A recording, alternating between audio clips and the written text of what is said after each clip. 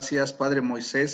Saludos a todos los que nos están viendo desde sus hogares. Sí se escucha, ¿verdad?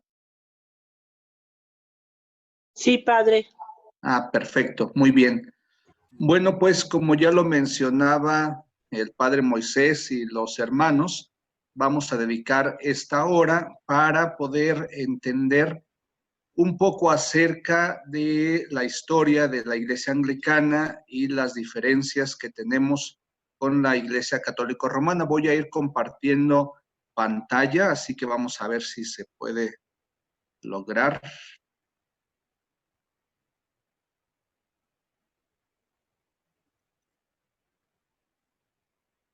No, creo que tengo que primero compartir pantalla.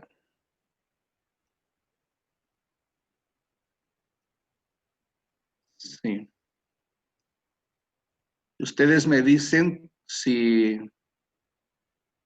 ya ven la pantalla. Ya se ve, Padre. Ya, ¿verdad? Perfecto. Bueno, la primera imagen que ustedes ven allí se llama la Rosa de los Vientos y es el escudo que identifica a toda la comunión anglicana a nivel internacional. Y las letras que están alrededor, que es una leyenda en griego, es tomada del Evangelio según San Juan, que dice: la verdad nos hará libres. En el centro se encuentra un escudo, aquí está en blanco y negro, pero en sus colores originales es un escudo con la cruz roja de San Jorge. ¿Por qué San Jorge? Porque San Jorge es el santo patrono de Inglaterra, de donde comienza la espiritualidad de la Iglesia Anglicana.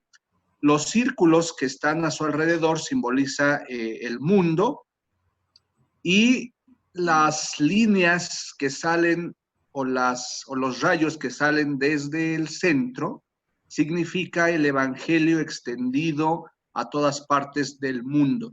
Y la mitra que se encuentra en la parte de arriba significa que la iglesia es una iglesia apostólica y con un ministerio episcopal, es decir, tenemos la sucesión apostólica de diáconos, presbíteros y obispos. Ese es el símbolo. Y la primera parte que vamos a tratar tiene que ver con la historia de cómo llega el cristianismo a las Islas Británicas. Llega en una época muy temprana de la historia del cristianismo, como lo vamos a ver a continuación.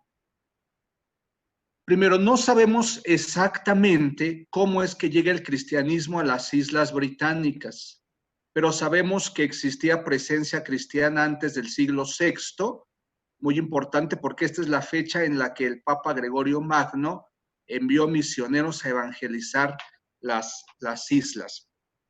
Si nosotros analizamos desde el punto de vista histórico y desde el punto de vista de la Iglesia Católica Romana, se va a decir que es la primera vez que se envían misioneros a evangelizar a Inglaterra en el siglo VI. Sin embargo, como vamos a ver a continuación, ya siglos atrás había el cristianismo arraigado en las islas. ¿Cómo sabemos de esto? A través de leyendas, pero también a través de hechos históricos. Sabemos que las leyendas no son hechos históricos, pero traen ciertas verdades. La primera dice que José de Arimatea, recuerden que José de Arimatea fue quien pidió el cuerpo de Jesús cuando él murió. Se dice que amigo de los padres de nuestro Señor Jesucristo, José y María, pudo haber llevado como acompañante al niño Jesús en uno de sus viajes hacia las Islas Británicas. Esta es una leyenda muy romántica que probablemente no sucedió, pero al José estar tan involucrado con la familia de Jesús y viajar constantemente por el resto de Europa, de alguna otra manera pudo haber llevado el mensaje de Jesús hasta las Islas Británicas. Otra posibilidad es que después de la muerte de Jesús, este mismo José de Arimatea, comerciante, haya viajado hacia Bretaña, llevado consigo el cáliz que Jesús utilizó en la última cena, estableciéndose en un lugar llamado Glastonbury al sur de la isla.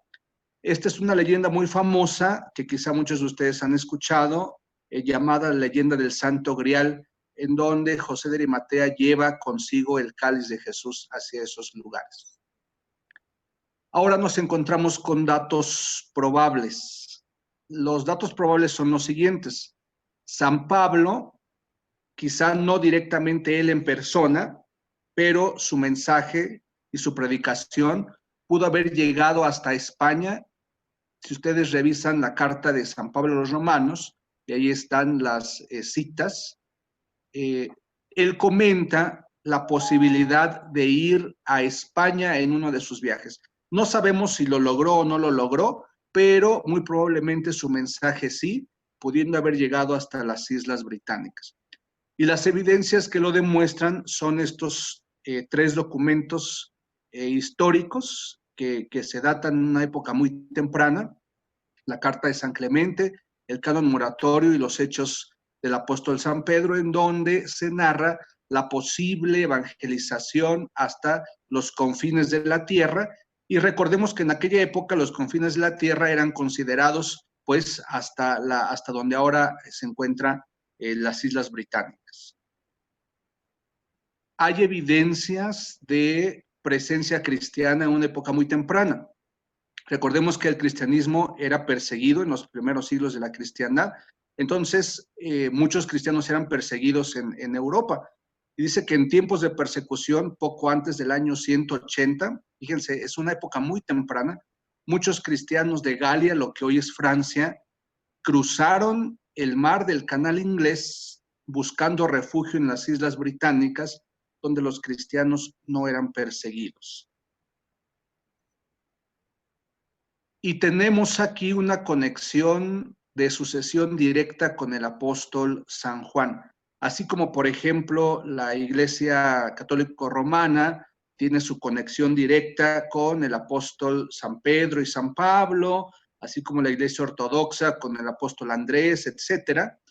En la Iglesia Anglicana decimos que tenemos o reconocemos una conexión directa con el apóstol San Juan, el apóstol amado del Señor, porque éste ordena a San Policarpo de Esmirna actualmente Turquía, y esto está fechado entre los años 75 y 155.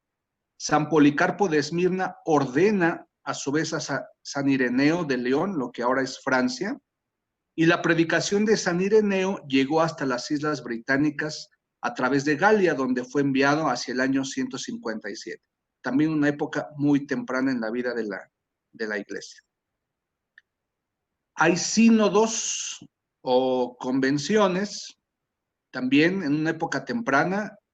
Hubo un sínodo en Arles, lo que ahora es Francia, en Nicea, Turquía, y Rimini, Italia. Si nosotros vemos las fechas, pues es siglo IV, y en los documentos que se encuentran de estos sínodos o convenciones, hay presencia de clero británico ya. Y la otra evidencia es que incluso la misma Iglesia Católica Romana reconoce a santos importantes como San Albán, San Inián y Santa Brígida, y estos también, bueno, el más antiguo, San Albán, data del siglo III, año 209. También se han encontrado muestras arqueológicas en Inglaterra, todas anteriores al año 597. Hago énfasis en el 597 porque recordemos que es la fecha cuando el Papa Gregorio Magno envía por primera vez supuestamente misioneros a Inglaterra. Entonces, se encontró un fragmento de cerámica que tiene escrito el Padre Nuestro en latín, datado del año 180. Algunos de estos objetos se encuentran en el Museo Británico en Londres. Fragmentos de pinturas murales y mosaicos de Cristo en Kent. Kent es la provincia que se encuentra al suroeste de Inglaterra, anteriores al año 345. Y hay una colección de objetos de plata que incluye 3 cucharas con el símbolo cristiano Giro, que recuerden que son las letras, las iniciales del nombre de Cristo en griego, anteriores al año 360. Estos cristianos se les conoció como los cristianos celtas.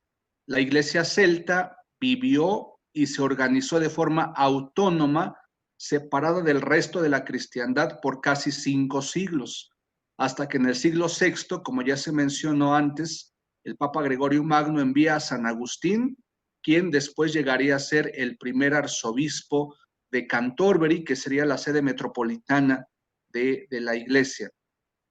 Y fue enviado con 40 misioneros a evangelizar las Islas Británicas, como ya dijimos, en el año 597, pero sorpresa, cuando Agustín llega, se da cuenta que ya hay una comunidad cristiana bien establecida.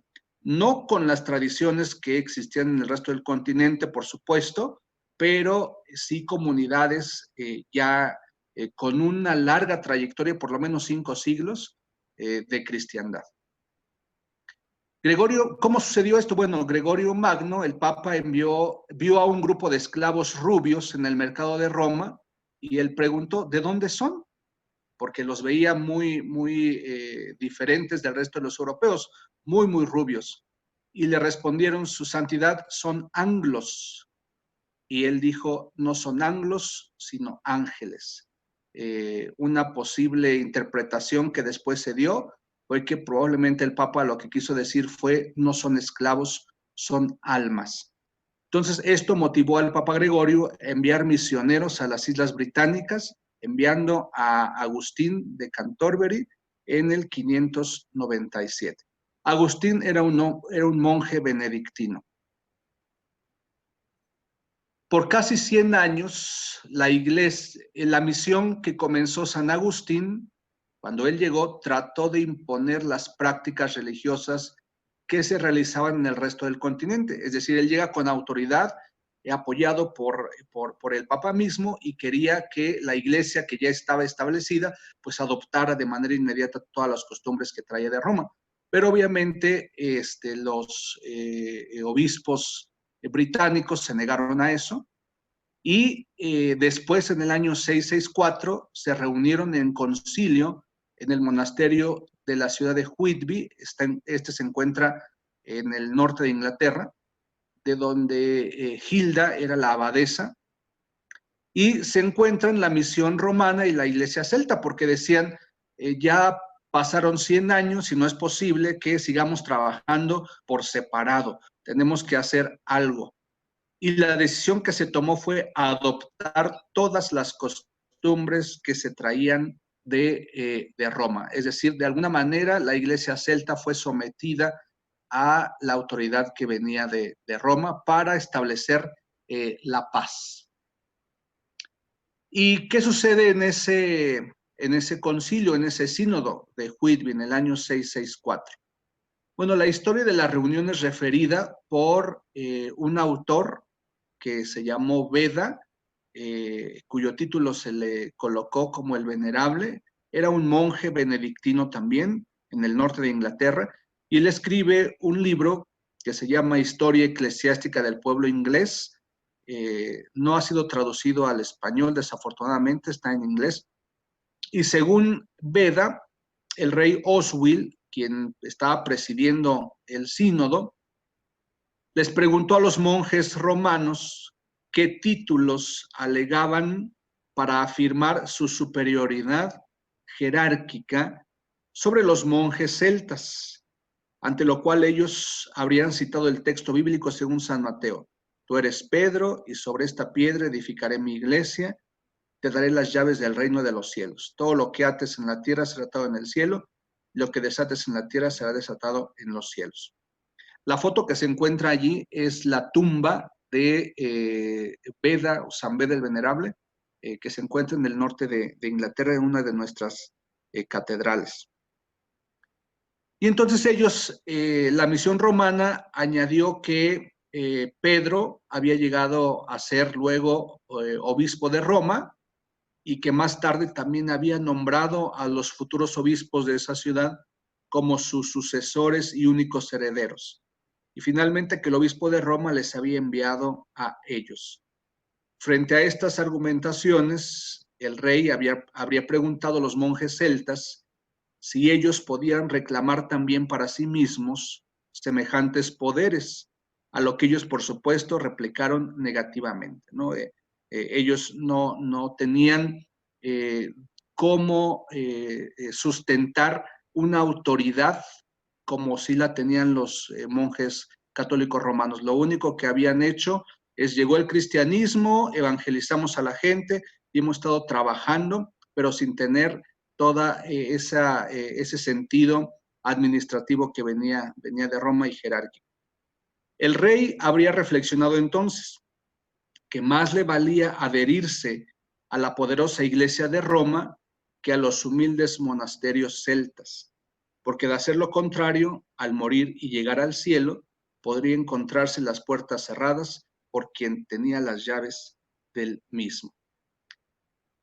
Y bueno, aquí vemos dos representantes, el representante de la misión romana, quien fue Wilfrido de Ripon, le dijo al obispo Chad, quien era el representante de la iglesia celta, este argumento que hizo que, por así decir, ganara la iglesia romana la jurisdicción sobre la iglesia celta.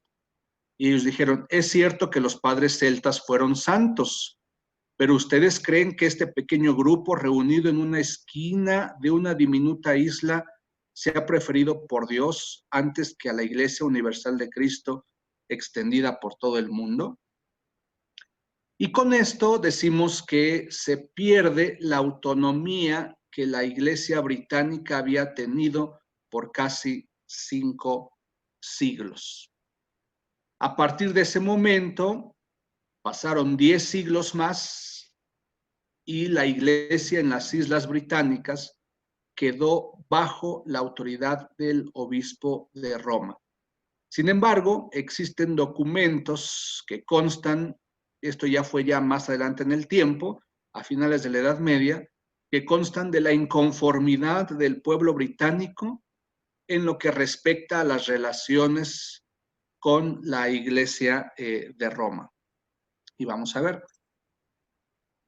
Fue hasta el año 1245 que un obispo británico llamado Robert Grosseteste habló en nombre de la delegación inglesa ante el Concilio de Lyon en Francia, quejándose de las intromisiones papales hechas en Inglaterra. Porque recordemos que en aquella época toda decisión de la vida, tanto civil como religiosa, tenía que ser hecho bajo la autoridad de Roma.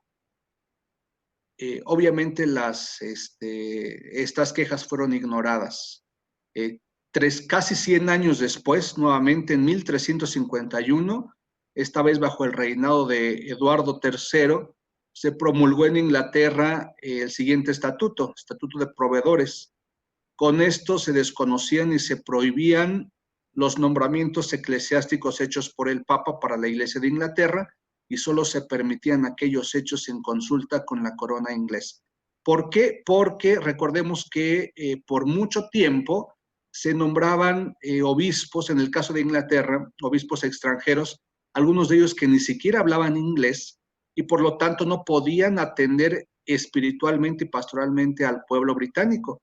Y otros que gobernaban, príncipes, ¿verdad?, que gobernaban Inglaterra desde el continente europeo, algunos sin conocer físicamente sus propias diócesis. Pero también las quejas fueron ignoradas. Y tuvo que pasar un siglo más, casi 100 años después nuevamente, en 1417, el obispo de la ciudad de Salisbury, que está al suroeste de Inglaterra, llamado Robert Hallam, presentó a Roma una queja formal de parte de la Iglesia de Inglaterra en contra de los abusos papales y nuevamente los nombramientos de obispos extranjeros para Inglaterra. Pero las quejas fueron ignoradas por el Papa Martín V. Entonces nos damos cuenta ya desde el siglo XIII, pues había comenzado una inconformidad con respecto a cómo estaba gobernando la Iglesia de Roma en algunos países, y en este caso en Inglaterra. Con esto se llega a la reforma del siglo XVI.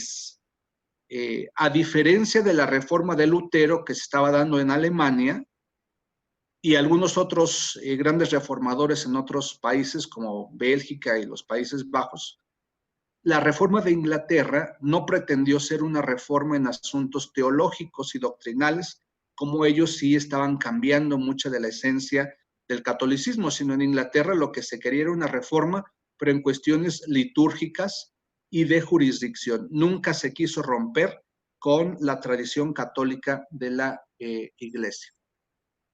Y así llegamos hasta el famoso rey Enrique VIII, porque si ustedes llegan a preguntar o a hacer una encuesta acerca de la Iglesia Anglicana, muchas personas les van a decir, fue la que fundó el famoso rey Enrique VIII.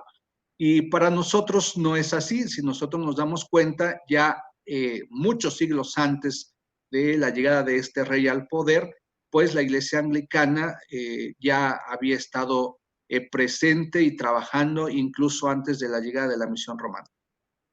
Aquí tenemos 3 de sus esposas, porque es importante que analicemos un poco cada uno de sus matrimonios que condujo a diferentes cosas en la vida de la Iglesia.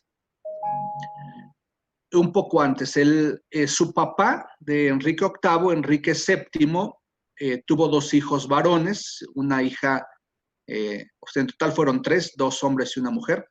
El mayor, Arturo, se casó con la princesa española Catalina de Aragón, pero murió sin dejar descendencia. Este matrimonio, dice la historia, que estaba arreglado desde que los príncipes eran niños. Catalina tendría 3 años de edad, igual que Arturo, y fue un matrimonio arreglado para establecer relaciones diplomáticas entre ambos países, hasta que llegó el tiempo de casarlos. Entonces el rey, una vez que Arturo muere, después de su matrimonio, es la historia que enfermó y duró 5 meses casado con Catalina. Entonces el rey Enrique VII no regresa a la princesa española a España, sino que decide mantenerla para prometerle a su hijo menor que será la siguiente esposa, o la esposa de su siguiente hijo.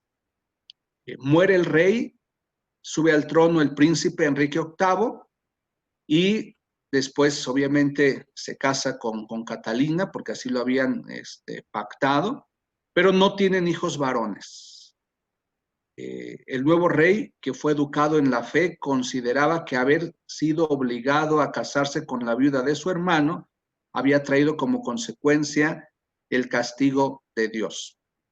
Esto lo dijo porque se basaba en el libro de Levítico. Recordemos que el rey pues sabía teología, había estudiado la Sagrada Escritura, y Levítico dice, si alguien le quita la esposa a su hermano, deshonra a su propio hermano y los 2 se quedarán sin hijos. Así que el rey Enrique VIII lo toma de manera literal y considera entonces que su matrimonio es inválido y busca la anulación. Clemente VII, quien era el papa en turno, le negó la anulación, pero por cuestiones políticas, no teológicas. El mismo papa había concedido anulaciones a otros monarcas en el pasado, y no solo él, otros papas antes que él habían concedido anulaciones de matrimonio, pero en este caso no podía hacerlo porque si lo hacía, Clemente VII se metía en problemas políticos con España y por consiguiente con Francia. Y bueno, ¿cuáles fueron las consecuencias por no conseguir la anulación del matrimonio? En 1534 se promulgaron varias actas en Inglaterra. Primero, se prohibieron los nombramientos eclesiásticos hechos por el Papa. Si nosotros recordamos en la historia, ya desde 1230 y algo, 1300, esto se estaba pidiendo. y se logró hasta 1534.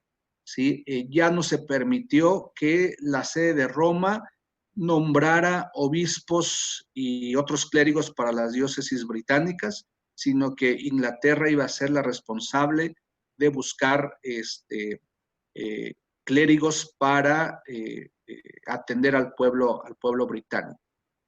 Se suprimió el pago de las anatas, que era un título que se utilizaba para los ingresos totales que una diócesis pagaba por su obispo a Roma. Muchos obispos a lo mejor en algún momento de la historia ni siquiera estaban atendiendo directamente a sus diócesis, pero eso sí recibían un ingreso importante por su labor, aunque nunca estuvieran al pendiente de su pueblo. 3, se declaró nulas todas las dispensas concedidas por el Papa y se prohibió el pago de todo impuesto a Roma.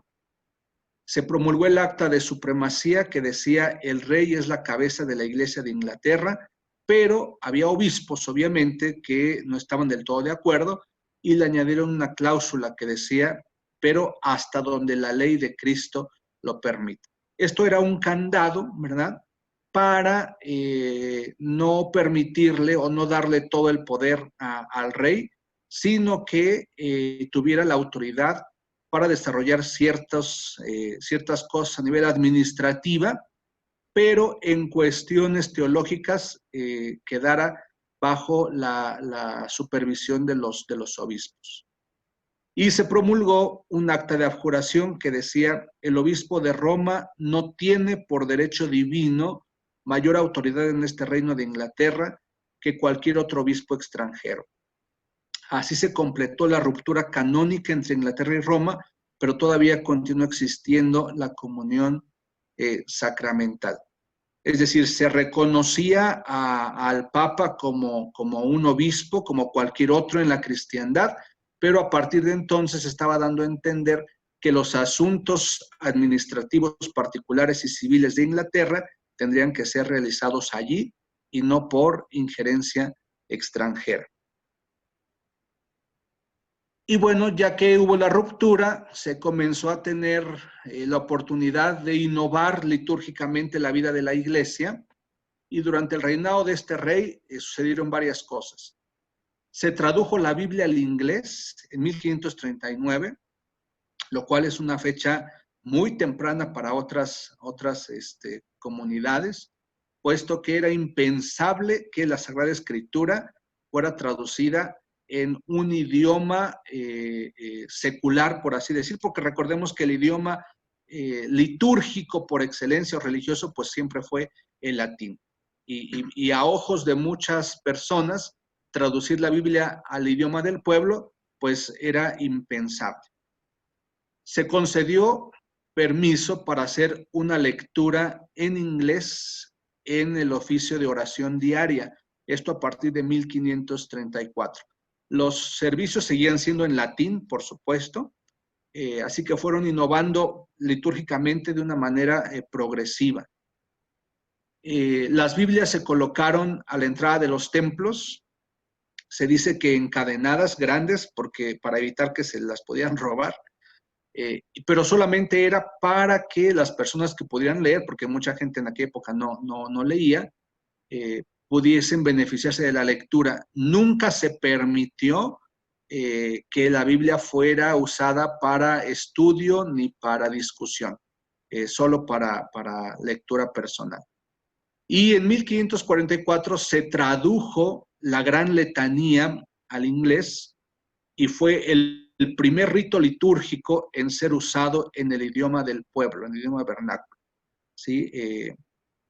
Porque en ese momento era necesario que toda persona se beneficiara de esta letanía. Recuerden que la letanía son una serie de oraciones largas para pedir a Dios por alguna necesidad en particular. Entonces fue el primer rito que se utilizó. Si nosotros vemos en la historia, pues la iglesia estaba innovando porque jamás se hubiera pensado que los ritos se utilizaran en otro idioma que no fuera el latín. Y entramos con los hijos de Enrique VIII. El primero de ellos, Eduardo VI, que fue el que tuvo con el tercer matrimonio, fue educado en la vía protestante. Entonces fue la gran oportunidad para el protestantismo en Inglaterra. Se mandaron retirar imágenes que pudieran conducir a la superstición. Se ordenó que en el altar solo debiera haber 2 velas, porque era costumbre tener por lo menos 9. Se prohibió el uso de campanitas en la Eucaristía para tratar de evitar creer en la doctrina de la transubstanciación, es decir, que el cuerpo y la sangre de Jesús no solamente están espiritualmente en el pan y el vino, sino físicamente, ¿no? Que deja de ser pan, deja de ser vino, se convierte en cuerpo físico y sangre física. Entonces, para evitar eso, se prohibió el uso de campanitas en la Eucaristía, y en 1549 surge el primer libro de oración común o misal, y su creador fue el arzobispo Tomás Cranmer. Este primer libro de oración común contenía todos los ritos sacramentales, el bautismo, la Eucaristía, el santo matrimonio, etcétera.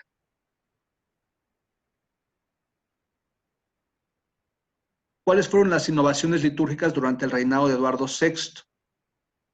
Se restauró la comunión en 2 especies, y desde entonces, bueno, ahorita por la pandemia, pues ni tenemos Eucaristía, y cuando podíamos tenerla, solo la teníamos en una especie, pero digamos que antes de la pandemia, en la comunión anglicana, la tradición siempre fue desde el siglo XVI, recibir tanto el pan como el vino para los fieles. La Santa Eucaristía se tradujo al inglés en 1548, y este rito se usó para la celebración del primer aniversario de fallecimiento de su padre, Enrique VIII. Ya dijimos que en el 49 surgen los demás ritos en inglés en el libro de oración común, y la administración de la comunión en la mano, recibir el pan en la mano, esto para conservar la tradición antigua de San Cirilo de Jerusalén. Fue un obispo del siglo IV quien creó esta oración que dice: que mi mano izquierda sirva de trono a mi derecha, en donde va a reposar mi Señor y mi Rey. Y hasta la fecha es la manera en como en la comunión anglicana recibimos los dones. Eduardo VI era un niño, porque subió al trono cuando tenía 9 años, enfermizo, que murió realmente a los pocos años de haber subido al trono, y subió al trono la primera hija del rey, María Tudor. María Tudor fue hija de Catalina de Aragón y Enrique VIII. Ella fue criada como católica romana, y entonces se da la oportunidad nuevamente para regresar a entablar relaciones con Roma. Lo primero que hace ella es que rechazó el título de cabeza de la Iglesia de Inglaterra para devolvérselo al Papa. Anuló toda legislación hecha en tiempo de su hermano Eduardo, ordenando que todos los servicios fueran nuevamente en el rito romano y en latín, ya no en inglés. Es decir, abolió el libro de oración común. Restauró ella otra vez todos los templos y todas las vestiduras tradicionales católicos romanas. Depuso a todos los clérigos que estuvieran casados y a los solteros que simpatizaran con la reforma. Destituyó al arzobispo Tomás Cranmer y fue enviado a la hoguera. Recuerden que Tomás Cranmer fue el responsable de crear el libro de oración común. Ella, junto con su esposo Felipe de España, trajo a Inglaterra la Santa Inquisición. Es decir, ella mandó ejecutar a toda persona que simpatizara con la reforma, toda persona que no reconociera al Papa como suprema cabeza de la Iglesia. Pero murió sin dejar descendencia, y entonces sube al trono la segunda hija de Enrique VIII, Isabel I, y con ella precisamente podríamos decir que se establecen las bases de lo que ahora llamamos ya el sentido anglicano de la Iglesia, la vía media entre lo católico y lo protestante.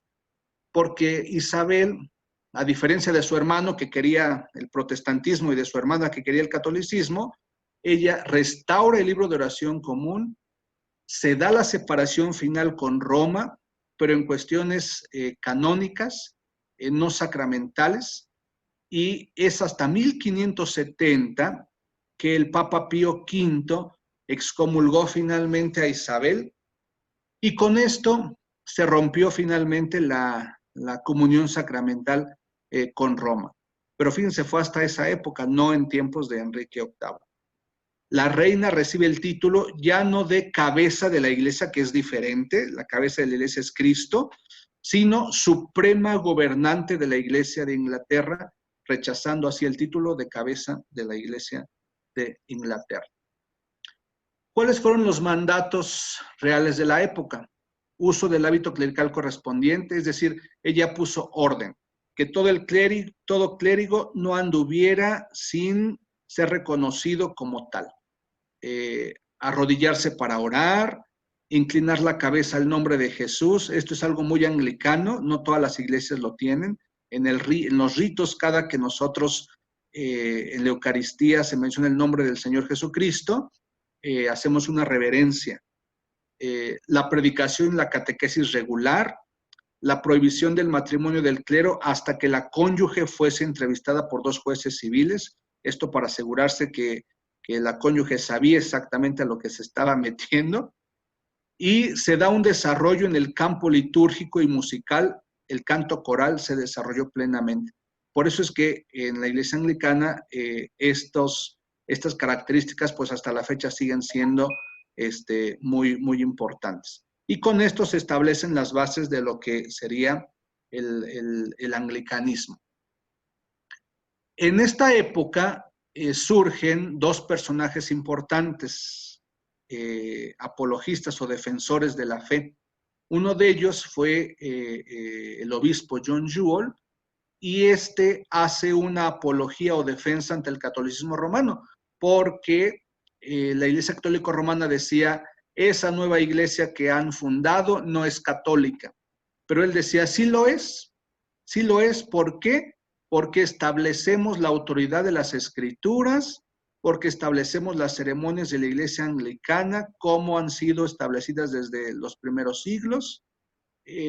Decían, nosotros negamos que estemos en cisma con respecto a Roma, quien rompió relaciones con nosotros fueron ellos y no nosotros con ellos, y señalaba algunas inmoralidades de algunos prelados y demostraba que la tradición de la iglesia antigua hasta el año 600 no apoyaba las pretensiones de Roma, es decir que todos los demás dogmas que se crearon en la Edad Media pues no era algo que hasta la fecha la iglesia anglicana mantenga, sino solo la tradición católica antigua de la iglesia.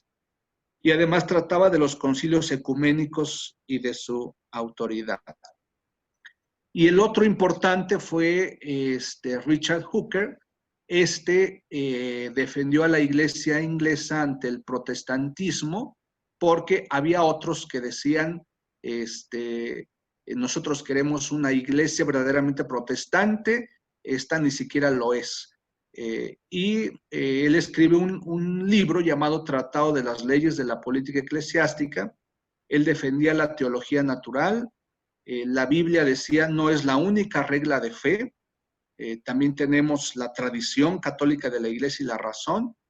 Defendió el libro de oración común y de las ceremonias, porque en Inglaterra había personas que querían desaparecer, el ala protestante quería desaparecer todo rastro del catolicismo, que no hubiera ritos. Entonces él defiende el libro de oración común, rechaza la organización eclesial calvinista o protestante, defiende el episcopado, es decir, también los protestantes no querían que hubiera obispos.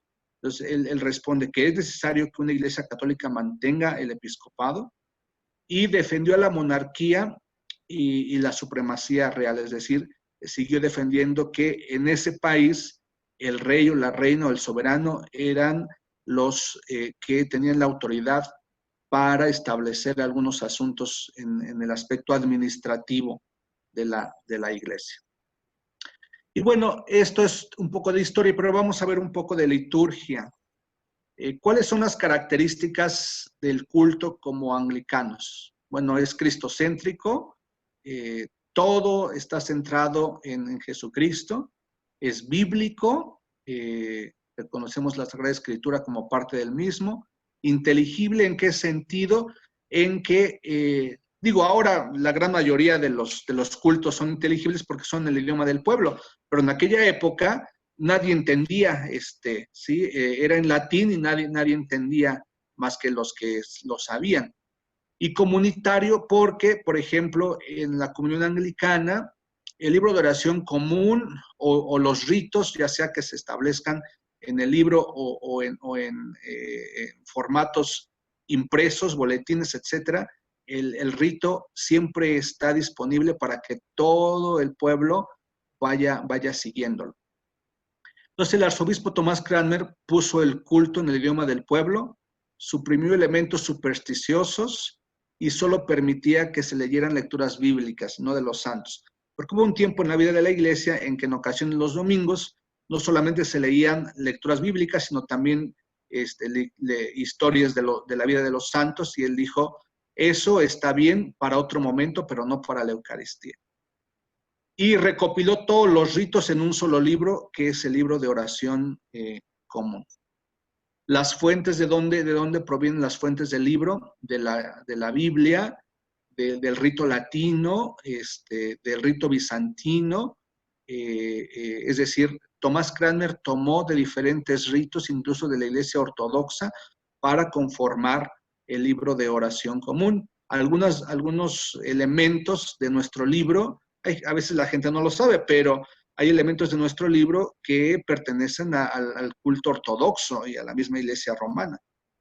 La consulta de Hernán, que es un documento católico romano, pero de contenido luterano, y un breviario, que es un libro de oraciones de un cardenal católico romano español.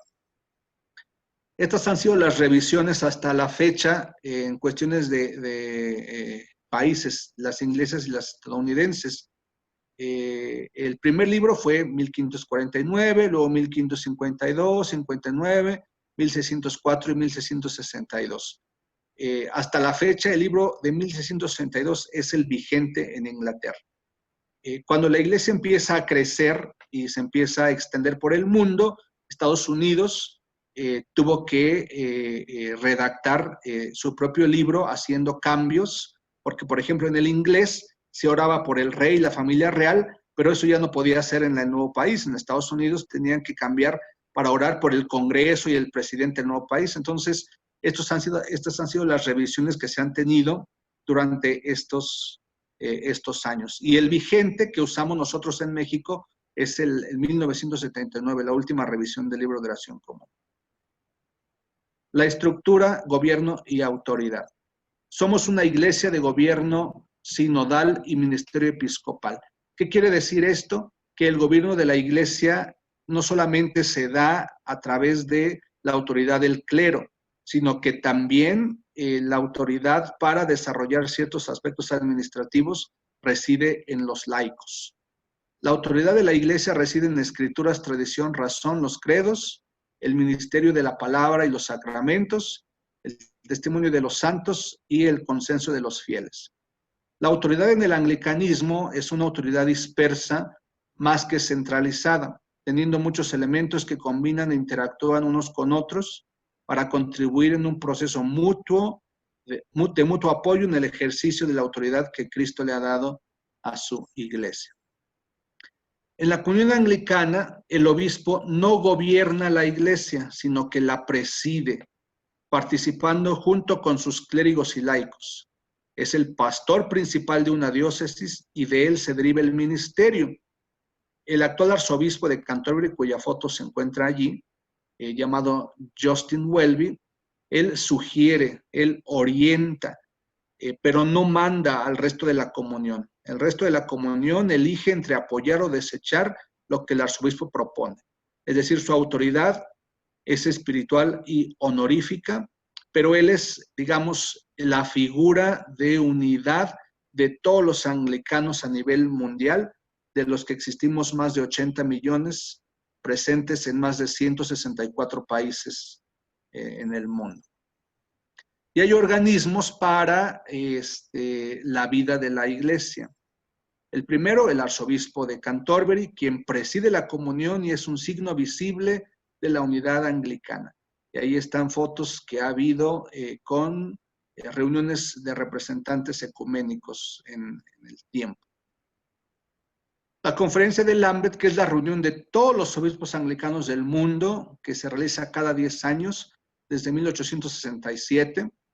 Se llama Lambeth porque la primera reunión tomó lugar en el Palacio del Arzobispo en Londres, que se encuentra ubicada en la región que se llama Lambeth. Entonces, así se le conoce también el Palacio de Lambeth. Y desde entonces ya no se hace ahí porque ya es muy, el palacio es muy pequeño para reunir a todos los obispos del mundo, pero se le quedó con el nombre, ¿no? Lambeth no es un cuerpo legislativo, sino consultivo, es decir, que de ella no emanan leyes, sino recomendaciones. Allí se expresa el sentir común o mayoritario de la comunión anglicana en voz de sus obispos. La conferencia iba a ser este año, justo ya los obispos estaban, yo creo que ya para este momento, ya hubieran estado viajando, pero con la pandemia se pospuso para el 2022. La reunión de arzobispos primados desde 1979. Los primados para nosotros serían como lo que para ustedes son los cardenales que presiden los diferentes países. Y se reúnen para consultar asuntos teológicos, sociales y políticos. Y uno más que es el Consejo Consultivo Anglicano. Este incluye obispos, presbíteros y laicos, que se reúne para trabajar en una agenda diaria dentro de la comunión. Esto más o menos cada 3 o 4 años en diferentes regiones de la comunión. Y la Secretaría General, que ayuda a mantener el contacto con toda la comunión anglicana en el mundo, de la que existen, como dijimos ya, más de 80 millones de anglicanos presentes en más de 164 países. Y finalmente, diferencias y similitudes con la Iglesia Católica Romana. La foto de arriba es la foto de un obispo con su familia, y la foto de abajo fueron las primeras mujeres ordenadas al episcopado en el anglicanismo. Esto ya tiene casi 20 años, esta foto. En nuestro caso, el celibato sacerdotal es opcional, no es obligatorio, ¿sí? Hay personas, sacerdotes, hombres y mujeres, que si desean pueden contraer matrimonio o mantenerse célibes. No es algo que sea impuesto. El papel de la mujer en el ministerio ordenado, esto es algo mucho más reciente, pero ha sido característico del anglicanismo. Estamos fuera de la jurisdicción eclesial romana. Tenemos algunos aspectos teológicos y doctrinales que diferencian, pero no de los fundamentales. Compartimos la fe de toda la iglesia hasta los primeros siglos de la cristiandad, y también tenemos órdenes religiosas. En México ya tenemos la primera orden religiosa en Guadalajara, y esto es muy reciente, hace un par de semanas se conformó, pero en otras partes del mundo donde hay más anglicanos, pues hay órdenes religiosas de hombres y mujeres. Tenemos los sacramentos ordenados por Cristo, igual que la Iglesia Católica Romana. Honramos a los santos como a los héroes de la Iglesia, y especialmente a la siempre bendita Virgen María, ya que ella fue escogida por Dios para encarnar en la persona de Jesucristo. Por eso la llamamos Madre de Dios, llena de gracia, bendita entre las mujeres y bienaventurada por todas las generaciones. Estas dos fotos que se encuentran allí son las imágenes tradicionales dentro del anglicanismo, no las únicas, pero sí tradicionales. La primera del lado izquierdo es Nuestra Señora de Canterbury. Esta imagen se encuentra en la Catedral Madre del Anglicanismo, y la de la derecha se llama Nuestra Señora de Walsingham, que es una ciudad también en Inglaterra. Y bueno, aquí vemos que Roma, Canterbury han sido iglesias hermanas. Desde 1966, el arzobispo Michael Ramsey y el Papa Pablo VI mantuvieron relaciones ecuménicas, el Papa en el 66, si ustedes ven la foto de blanco y negro, le dio su propio anillo episcopal al obispo de Canterbury para reconocer también su ministerio. Luego en el 82 fue la primera vez que un papa fue a Inglaterra. Ahí se encuentra Juan Pablo II en la Catedral de Canterbury, y fue la primera vez que un papa fue a Inglaterra para continuar con las relaciones ecuménicas. Abajo también se encuentran las fotos de ambos. Y ahí hay otras más recientes, en donde ambos jerarcas han estado muy de cerca. Y esas son fotos de la Catedral Madre en Canterbury, como si fuera nuestro Vaticano, por así decir. No le llamamos así, pero es donde se encuentra también el Palacio del Arzobispo y la sede espiritual de todos los anglicanos a nivel mundial. Y estas son otras catedrales inglesas. Esta es la capilla del Centro Diocesano del Seminario nuestro en San Andrés. Esta es otra parroquia nuestra en Christchurch, en la Ciudad de México. Otra más en la Ciudad de México. Esta es mi parroquia, aquí en la Resurrección en Toluca. Bienvenidos después de la pandemia, cuando gusten. Y esta es la catedral nuestra de San José de Gracia en México. Desafortunadamente, ahorita está cerrada no solo por la pandemia, sino porque quedó dañada por el sismo, desafortunadamente. Pero esta es la Catedral Nacional de la Iglesia Anglicana de México y de la diócesis. Y bueno, pues eso es todo. Creo que justo a tiempo, ¿verdad? 50 minutos, como me dijo el padre Moyas.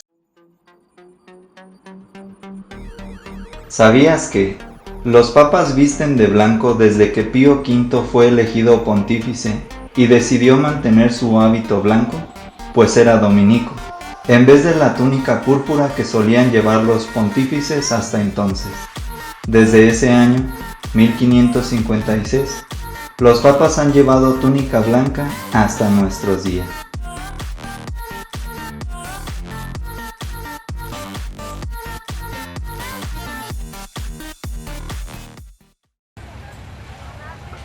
Hasta ahora ningún papa había viajado a Suiza solo para visitar al mayor órgano ecuménico del mundo, el Consejo Mundial de Iglesias. Esta institución, formada por unas 350 iglesias, cumple 70 años y representa a 560 millones de cristianos. Cuenta con ortodoxos, luteranos, anglicanos, metodistas y personas de otras confesiones cristianas. Una organización muy plural, como muestra este comité de recepción que recibió al Papa.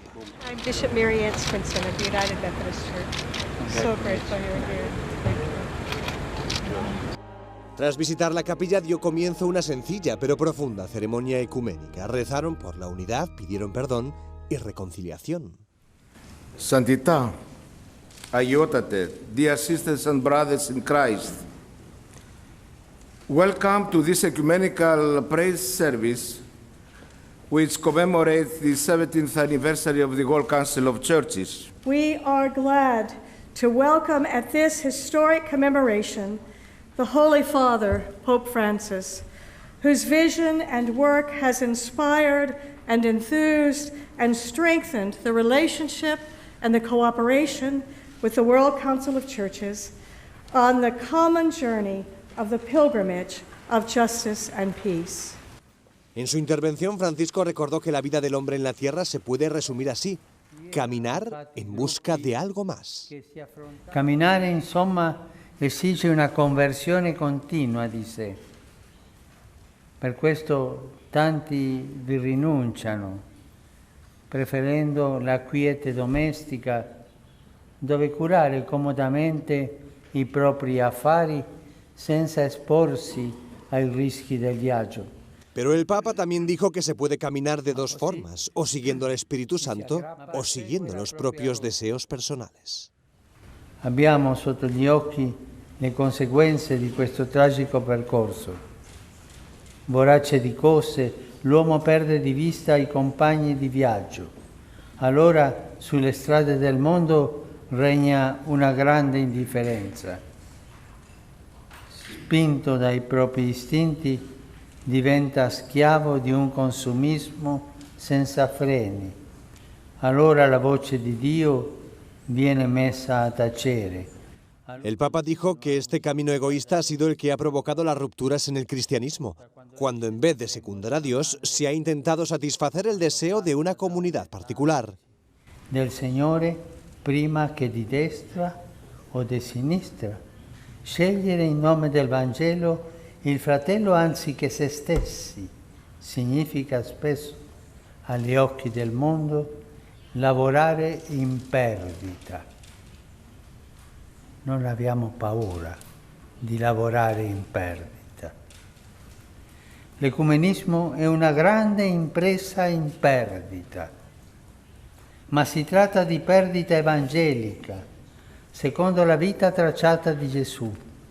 Chi vuole salvare la propria vita la perderà. El Papa explicó que la obsesión por acaparar y poseer termina por ser excluyente. Por eso pidió retomar la senda de la humildad y recomendó hacer memoria, volver a los comienzos de la Iglesia, a Cristo y seguir su ejemplo. El tono del encuentro fue solemne y profundo, pero no triste. El coro fue uno de los protagonistas. Se ganó a pulso uno de los papeles principales. Impuso el ritmo y el tono. Entonó piezas como el himno del Jubileo de la Misericordia y otras más alegres como esta canción de despedida, que puso punto final a la oración ecuménica.